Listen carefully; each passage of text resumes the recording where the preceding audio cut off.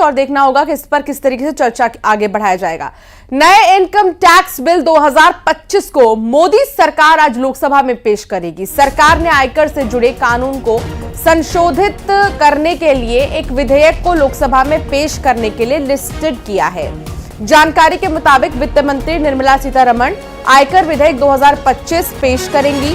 सूत्रों के हवाले से खबर है कि नए बिल में आयकर नियमों को आसान बनाया जा सकता है और टैक्स पेयर्स के लिए भी कई बदलाव संभव है। तो क्या टैक्स पेयर्स जो हैं उनके लिए जो टैक्स पेइंग प्रोसेस है वो और भी ज्यादा आसान हो जाएगा, ये बड़ा सवाल है। नए इनकम टैक्स बिल में क्या खास हो सकता है, इसे समझिए। तो आज निर्मला सीतारमण इसे पेश करेंगी। विनीत लगातार संवाददाता जुड़े हुए हैं। विनीत, नए इनकम टैक्स बिल 2025 को कहा जा रहा है कि बहुत खास होगा क्योंकि टैक्स पेयर्स के लिए राहत भरी चीजें इसमें हो सकती हैं।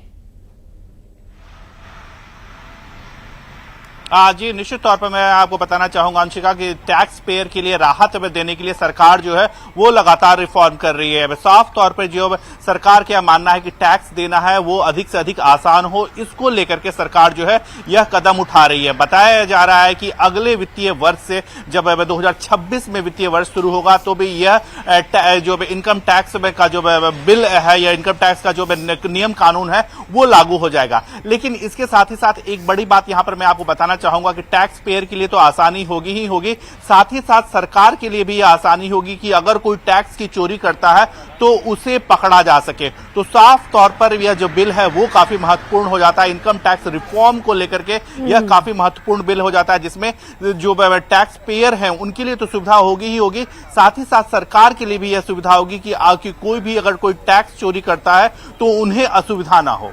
जी बहुत शुक्रिया विनीत, जानकारी साझा करने के लिए। तो बहुत खास रहने वाला है और इंतजार है कि जल्द से जल्द इसे भी पेश किया जाए।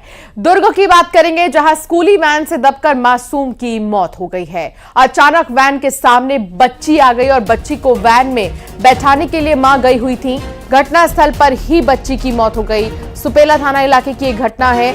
स्कूल वैन से दबकर मासूम की मौत हो गई।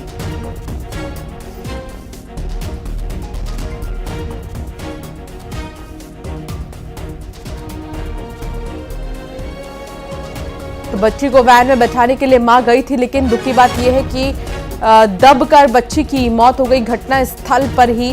हालांकि पुलिस अब मामले की जांच में जुट गई है। घटना स्थल पर पुलिस प्रशासन की टीमें जाएंगी, मुआयना करेंगी। स्कूल वैन से दबकर क्योंकि मासूम की मौत हुई, अचानक से वैन के सामने बच्ची आ गई। मिथिलेश संवाददाता साथ जुड़ गए हैं। मिथिलेश, कैसे हुई ये घटना? अब पुलिस की तरफ से क्या एक्शन लिया जा रहा है, क्या जानकारी आपके पास? देखिए, ये पूरी घटना जो है भिलाई की कॉन्ट्रैक्टर कॉलोनी में घटित हुई है, जहाँ पर एक माँ जो है अपनी बेटी को, उसकी जो बेटी थी, दो बेटियां थी, एक को गोद में रखी हुई थी और दूसरी बेटी को स्कूल वैन में छोड़ने के लिए गई थी, स्कूल भेजने के लिए। वो स्कूल वैन में बैठाई रही थी कि जो दूसरी बच्ची है, जो 2 साल की बच्ची है, वो खेलते खेलते स्कूल वैन के सामने में आ गई और उसी दौरान जो है वो चालक ने देखे बगैर वो गाड़ी आगे चला दी, उसके पेट के ऊपर से गाड़ी चले गई, जिससे उसकी मौत हो गई। इस पूरे मामले में लापरवाही पूर्वक गाड़ी चलाने के लिए जो ड्राइवर है उसको हिरासत में लिया गया है और इस पूरे मामले की जांच की जा रही है। लेकिन एक बेहद ही दुखद ये घटना हुई है जब एक मासूम की मौत हो गई है। पूरे मामले में सुपेला पुलिस कार्रवाई कर रही है। बहुत शुक्रिया मिथिलेश, जानकारी साझा करने के लिए। दिल्ली में आरएसएस का नया कार्यालय केशव कुंज बनकर तैयार हो गया है। दान में मिले 150 करोड़ रुपए की लागत से आरएसएस के नए कार्यालय का निर्माण करवाया गया है। छत्रपति शिवाजी महाराज की जयंती पर सर संचालक डॉक्टर मोहन राव भागवत और सर कार्यवाहक दत्तात्रेय होसबोले की उपस्थिति में केशव कुंज कार्यालय में प्रवेशोत्सव मनाया जाएगा। इस कार्यालय का नाम आरएसएस के संस्थापक और प्रथम सर संचालक डॉक्टर केशव बलिराम हेडगेवार के नाम पर केशव कुंज रखा गया है। सर संचालक डॉक्टर मोहन भागवत ने 2016 में नए केशव कुंज के लिए भूमि पूजन किया था, जो अब बनकर पूरी तरह तैयार हो चुका है।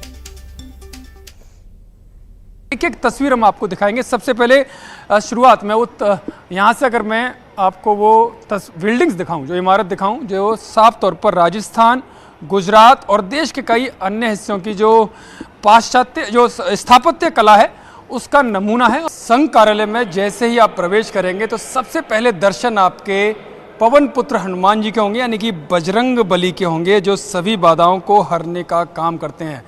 बजरंग बली की वही ये मूर्ति है जो पहले भी जो पुराना केशव कुंज कार्यालय था जिसको तोड़कर ये नया कार्यालय बनाया गया है, उस वही मूर्ति को यहाँ पर बनाया गया। मूर्ति के साथ कोई छेड़छाड़ नहीं की गई। और ये वो हॉल है जहाँ पर एंट्री के बाद आप अगर किसी से आपको समय मिलता है किसी भी प्रचारक से मिलने का, तो वो मैं तस्वीरें आपको दिखा देता हूँ उस हॉल की, कि इसका इंटीरियर आप देख सकते हैं। बड़े सादगीपूर्ण भी लगेगा, अत्याधुनिक भी लगेगा। इस तरह से इसको तैयार किया गया है। जो दुबे हैं गुजरात के आर्किटेक्ट, उन्होंने इस पूरे कार्यालय को भवन को तैयार किया। और ये रिसेप्शन रहेगा, जहां कोई भी आगंतुक आएगा तो रिसेप्शन पर आने के बाद ही अंदर जा सकेगा। तो ये रिसेप्शन है। 5 लाख स्क्वायर फीट एरिया में जो केशव कुंज कार्यालय बना है, उस कार्यालय में ऐसे 3 बड़े हॉल बनाए गए हैं। इस हॉल की मैं बात करूं, सबसे पहला हॉल है ये, जो अशोक सिंघल जी की स्मृति में बनाया गया। और इस हॉल को नाम उन्हीं के नाम पर, इस हॉल का नाम उन्हीं के नाम पर रखा गया है, अशोक सिंघल सभागार। आप देख सकते हैं इस पूरे हॉल को 463 लोगों के बैठने की व्यवस्था, यानी 463 चेयर्स इसमें लगाई गई हैं। कोई भी बड़ा कार्यक्रम होगा इसमें किया जा सकता है। ऐसे 3 हॉल बनाए गए हैं। 17,000 गज में ये पूरा केशव कुंज कार्यालय बनकर तैयार हुआ है, जिसमें 5 लाख स्क्वायर फीट का कंस्ट्रक्शन का काम हुआ है। और चलिए अब एक नजर टॉप 20 खबरों की ओर। धार्मिक